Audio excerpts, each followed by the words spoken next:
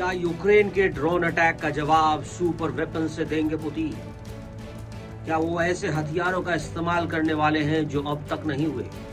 और अब इन विनाशकारी हथियारों से यूक्रेन को क्या पुतिन जला डालेंगे?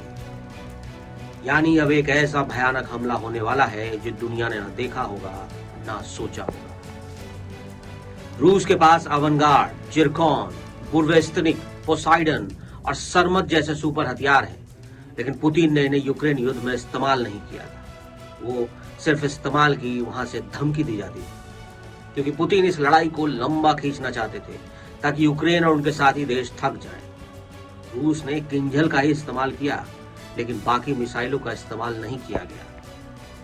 किंजल हाइपरसोनिक बैलिस्टिक मिसाइल हवाई जहाज से लॉन्च होती है। ये 2000 किलोमीटर तक मार कर सकती है। मैक 10 यानी 12,348 किलोमीटर प्रति घंटे की रफ्तार से ये चलती है।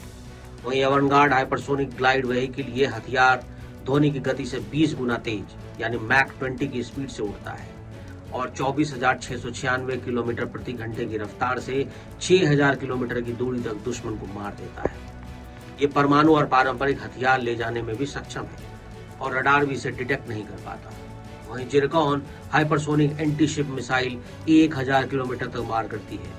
मैक 9 यानी 11,113 किलोमीटर प्रति घंटे की रफ्तार से चलती है। ये जहाजों और जमीन पर लक्ष्यों को नष्ट करने के लिए बनाया गया।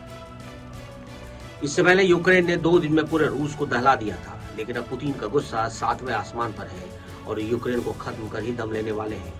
यूक्रेनी हमले के जवाब में रूस ने यूक्रेन पर 472 ड्रोन दाग दिए। यूक्रेनी वायुसेना के संचार प्रमुख यूरी इग्नात ने बताया कि इस ड्रोन हमले के साथ साथ रूस ने 7 और मिसाइलें भी दागी। यूक्रेनी सेना ने बताया कि रूसी मिसाइल हमले में उनका एक ट्रेनिंग सेंटर निशाना बना, जिसमें 12 सैनिक मारे गए और 60 से अधिक घायल हो गए। पुतिन इस वक्त यूक्रेन में नेटो देशों के दखल से बेहद खफा है। पुतिन ने पहले कहा कि नेटो का हस्तक्षेप सभ्यता के विनाश का कारण बन सकता है। पिछले साल ही दिमित्री मेदवेदेव ने परमाणु युद्ध की चेतावनी दी थी। यदि रूस यूक्रेन के इस हमले को नेटो की तरह चुनौती मानता है तो पुतिन अनकहा, अनदेखा और अनजाना भी कर सकते हैं। इस आशंका को अमेरिकी राष्ट्रपति ट्रंप और वहां के बड़े रणनीतिकार भी मान रहे हैं। अमेरिका के 2 वरिष्ठ सांसदों ने चेतावनी दी कि रूस के राष्ट्रपति व्लादिमीर पुतिन शांति वार्ता में देरी कर रहे हैं, हालांकि वो यूक्रेन पर एक नए आक्रमण की तैयारी कर रहे हैं। उन्होंने कहा कि आने वाले 2 हफ्ते इस युद्ध के भविष्य का फैसला कर सकते हैं। ट्रंप ने चेतावनी दी कि यह संघर्ष तीसरे विश्व युद्ध में बदल सकता है। पूर्व CIA निदेशक विलियम बर्न्स ने कहा कि साल 2022 के अंत में एक समय आ गया था जब लगता था कि रूस यूक्रेन के खिलाफ परमाणु हथियारों का इस्तेमाल कर सकता है। हालांकि इस दावे को मॉस्को ने खारिज कर दिया था। लेकिन इन सब के बीच रूस की सबसे बड़ी खुन्नस जर्मनी से है, क्योंकि जर्मनी बेखौफ होकर यूक्रेन को हथियारों की सप्लाई कर रहा है। जर्मनी के विदेश मंत्री जॉन वोल्फुल ने कहा था कि उनका देश यूक्रेन को 1000 किलोमीटर को मार करने वाली टॉरस मिसाइलों की सप्लाई भी दे सकता है। वहीं जर्मनी के चांसलर फ्रेडरिक मर्ज ने इससे भी आगे चलकर यह बयान दे दिया कि उनका देश यूक्रेन को मिसाइलों की सप्लाई करते समय रेंज की कोई सीमा ही नहीं तय करेगा।